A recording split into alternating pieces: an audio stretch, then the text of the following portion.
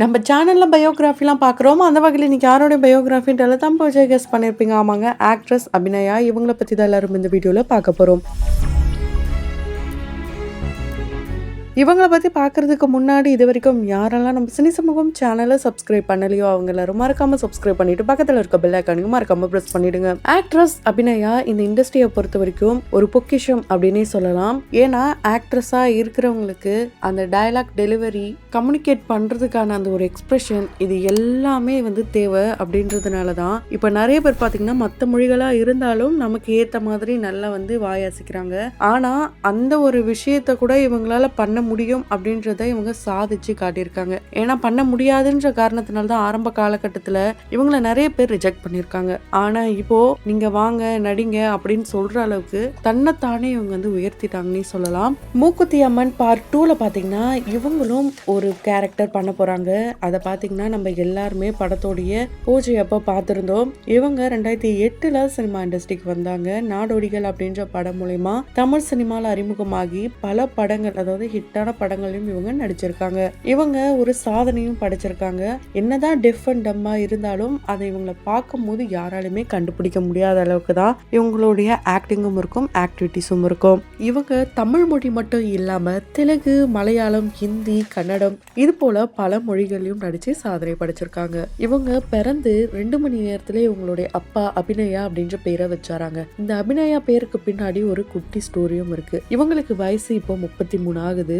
இவங்க அப்பாவும் தெலுங்கு இண்டஸ்ட்ரியில ஒரு சின்ன ஆர்டிஸ்டாவும் இருந்திருக்காரு. தன்னுடைய மகள் ஒரு பெரிய ஆர்டிஸ்டா வரணும் அப்படின்ற ஒரு எதிர்பார்ப்பும் அவர்கிட்ட இருந்திருக்கு. அதனாலதான் அந்த குழந்தைய கையில வாங்கினதுமே அபிநயான்னு பேர் வச்சாராம். ஆனா அவங்க ஆர்டிஸ்டாக நிறைய தடங்கல்கள் வந்திருக்கு. பேச முடியாது, காதும் கேட்காது. இப்படி இருக்கும் போது எப்படி அவங்களால நடிக்க முடியும்? இப்படிலாம் நிறைய பேர் இவங்க மேல சில விஷயங்களை திணிச்சிருக்காங்க. 3 வயசுல இருந்தே ஐஸ்வர்யா ராய் மாதிரி ஆகணும் அப்படின்ட்டு இவங்களும் ஆசைப்பட்டிருக்காங்க. அவங்களுடைய போட்டோ வச்சுட்டு தான் இவங்க தூங்குவாங்களாம். இவங்க ஒரு நேச்சுரல் டான்சராகவே வந்துட்டு இருந்திருக்காங்க.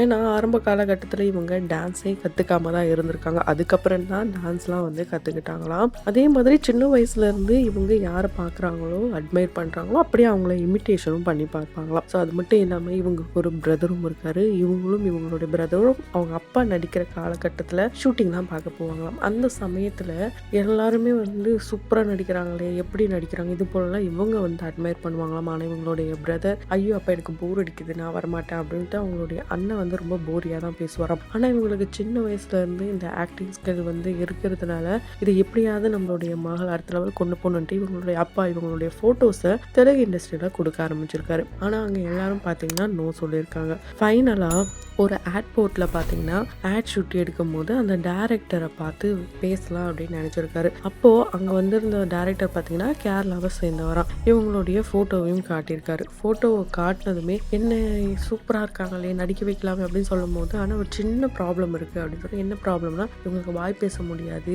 காதும் கேட்காது அப்படின்னு சொல்லும்போது இது சின்ன ப்ராப்ளமா, ஏன் அப்படி பேசுகிறீங்க, அது எவ்வளோ பெரிய பிரச்சனை, அதுதானே சினிமாவுக்கு முக்கியம், அதையே இல்லைன்னா எப்படி நாங்கள் ஏற்றுக்க முடியும் அப்படிலாம் சொல்லி அவர் ரொம்பவே திட்டி அமைச்சிட்டாராம். அதுக்கப்புறம் அதே கேரளாவுக்கு இவர் திரும்ப போகணும். சமுத்திரக்கனி சார் அங்கே போய் இருந்திருக்காரு. அந்த டைமில் தான் பார்த்தீங்கன்னா பாம்பேலேருந்து ஒரு நடிகையை சரி இவங்க ஹீரோயினை அறிமுகப்படுத்தலாம் அப்படின்னு நினச்சிட்டு இருந்திருக்காங்க. அப்போ அந்த பாம்பேலேருந்து வந்த நடிகை என்ன சொல்லியிருக்காங்கன்னா, இந்த டேரக்டருக்கு தமிழ் மட்டும் தான் தெரியுது, எனக்கு இங்கிலீஷ் மட்டும் தான் தெரியுது, எப்படி கம்யூனிகேஷன் பண்ண முடியும், அதனால் நான் இந்த படத்தில் நடிக்க மாட்டேன்ட்டு அந்த பாம்பே நடிகை சமுத்திரக்கனி அவர்களுடைய படத்தை ரிஜெக்ட் பண்ணிட்டு போயிட்டாங்களாம். அந்த நேரத்தில் தான் இவங்களுடைய ஃபோட்டோவை சமுத்திரக்கனி அவர்கள் பார்த்துட்டு கம்யூனிகேஷனால் எந்த ஒரு பொண்ணு வேணான்ட்டு போனாங்களோ அதே கம்யூனிகேஷன் இல்லாத பொண்ணை வச்சு நான் அறிமுகப்படுத்துகிறேன், படத்தை ஹிட் ஆக்குறேன் அப்படின்னு சொல்லி தான் படத்தை எடுத்திருக்காரு. ஸோ அந்த வகையில் தான் இவங்க நாடோடிகள் படம் மூலியமா செம்மையான ஒரு பெர்ஃபார்மன்ஸ் கொடுத்து எல்லார் மனசுலும் அனுப்பிச்சிட்டாங்க. சசிகுமார் அவர்களோட சிஸ்டர் கேரக்டர் பண்ணியிருப்பாங்க. அதே மாதிரி ஈசன் படத்தில் பார்த்தீங்கன்னா அக்கா தம்பி இந்த ஒரு பாண்டிங் ரொம்ப அழகாகவே சொல்லியிருப்பாங்க. கண்ணில் அன்பே சொல்வாளே யாரும் இல்லை இவள் போலே இந்த ஒரு சாங் பார்த்தீங்கன்னா ரொம்ப ரொம்ப எமோஷ்னலாக இருக்கும். அந்த சாங்கை பிடிக்காதவங்க யாருமே இருக்க முடியாது. அந்த அளவுக்கு எல்லா சிஸ்டர்ஸ்க்கும் நிறைய பிரதர்ஸ் இந்த சாங்கை டெடிகேட் பண்ணியிருக்காங்க. அந்த வகையில் வகையில் இந்த சாங் உங்களுக்கு ரொம்ப பிடிக்கும் அப்படின்னா கமெண்ட் பாக்ஸில் மறக்காமல் கமெண்ட் பண்ணுங்கள். இவங்க இது வரைக்கும் பிறவி, மேலத்தாளம், அதுக்கப்புறம் பார்த்தீங்கன்னா விழுத்திரு, குற்றம் 23, மார்க் ஆண்டனி, பூஜை இது போல் படங்கள்லாம் பண்ணியிருக்காங்க. இதில் குற்றம் 23 படம் தான் இவங்களோட 25வது படம். இதில் குறிப்பாக விழுத்திரு படத்தில் பார்த்தீங்கன்னா ஆர்ஜேவா நடிச்சிருப்பாங்க. ரொம்பவே அல்டிமேட் பண்ணியிருப்பாங்க. பூஜை படம் அண்டு விஷால் அவர்கள் கூடயே மார்க் ஆண்டனி இந்த 2 படங்களும் அவங்க நடித்ததுனால விஷால் அவர்களும் இவங்களும் லவ் பண்ணுறாங்க. கூடிய சீக்கிரம் திருமணம் பண்ண போகிறாங்க. இது போலலாம் நிறைய விஷயங்கள் வந்துட்டே இருந்தது. இந்த நிலையில தான் இவங்க 15 வருஷமா இவங்களுடைய ஃப்ரெண்டு, க்ளோஸ் ஃப்ரெண்டாக இருந்தவங்கள திருமணம் பண்ண போகிறாங்க. என்கேஜ்மெண்ட் ஆன விஷயத்த இவங்களே ஹாப்பியாக அனௌன்ஸ் பண்ணியிருக்காங்க.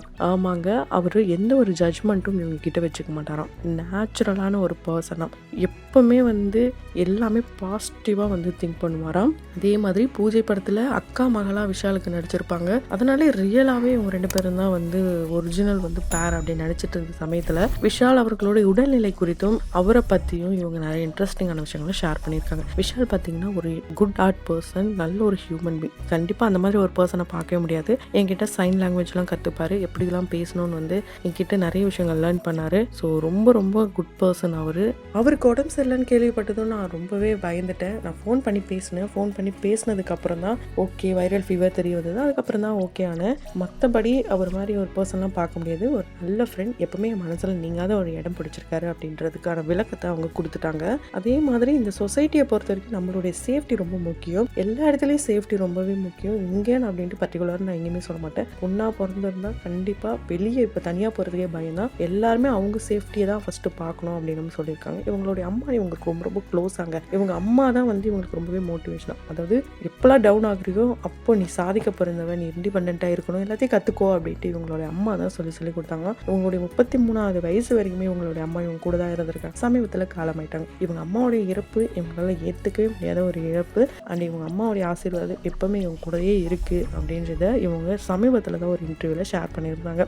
அண்டு இவங்க நம்ம எல்லாருமே பார்த்திங்கன்னா மொழி இந்த படத்தில் ஜோதிகா அவர்களோட நடிப்பை அசத்திட்டாங்கப்பா அப்படின்னு சொன்னாலும் ரியல் மொழி ஆக்ட்ரஸ் ஜோதிகானா அது இவங்க தான் அப்படின்னு தான் சொல்ல முடியும். அந்த அளவுக்கு இவங்களோட இன்டர்வியூஸும் பார்த்திங்கன்னா ரொம்பவே வித்தியாசமாக இருக்கும். லைவாகவே இவங்களுக்குன்ட்டு டப் பண்ணுறவங்க சூப்பராகவே பண்ணுறாங்கன்னே சொல்லலாம். இவங்களுடைய ஸ்கூல் ஃப்ரெண்டாக இருக்கட்டும், இந்த ஃபேமிலியாக இருக்கட்டும், யாருமே இவங்களுடைய குறைகளை முன்வைக்கிறதே கிடையாது. இவங்களோட நிறைகளை மட்டும்தான் பார்க்குறாங்களாம். அண்ட் இவங்க அவங்க மற்றவங்க எல்லாரையும் இவங்களுக்கு குறையாக பார்க்குறவங்கள என் மொழி அவங்களுக்கு தெரியல அப்படின்னு தான் நான் நினைப்பேன். இப்படி எல்லாரையுமே இன்ஸ்பயர் பண்ணுற வகையில் இவங்கள செம்மையாக எல்லாரும் கொண்டாடிட்டு வராங்க. அந்த வகையில் இவங்களை உங்களுக்கு எந்த அளவுக்கு பிடிக்கும் அப்படின்றத கமெண்ட் பாக்ஸில் மறக்காமல் கமெண்ட் பண்ணுங்கள். தொடர்ந்து பயோகிராஃபில் பார்த்து என்ஜாய் பண்ணணும்னு நினச்சிங்கன்னா உடனே நம்ம சனி சமூகம் சேனலை சப்ஸ்கிரைப் பண்ணிவிட்டு பக்கத்தில் இருக்க பெல் ஐக்கனையும் மறக்காமல் ப்ரெஸ் பண்ணிவிடுங்க.